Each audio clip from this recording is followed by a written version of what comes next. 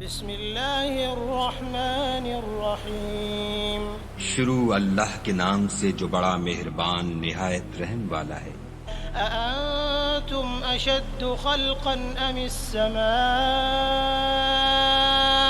بناها بھلا تمہارا بنانا مشکل ہے یا آسمان کا؟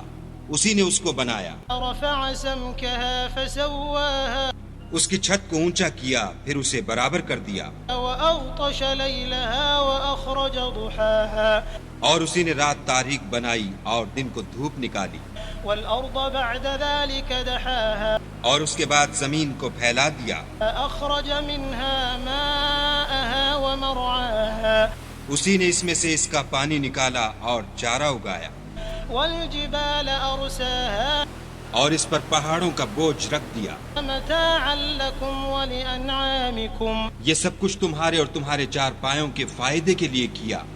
الشمس والقمر بحسبان سورج اور چاند ایک حساب مقرر سے چل رہے ہیں، والنجم والشجر يسجدان اور بوٹیاں اور درخت سجدہ کر رہے ہیں۔ والسماء رفعها ووضع الميزان اور اسی نے آسمان کو بلند کیا اور ترازو قائم کی ألا تطغوا في الميزان کہ ترازو سے تولنے میں حد سے تجاوز نہ کرو، وأقيموا الوزن بالقسط ولا تخسروا الميزان اور انصاف کے ساتھ ٹھیک تولو اور تول کم مت کرو۔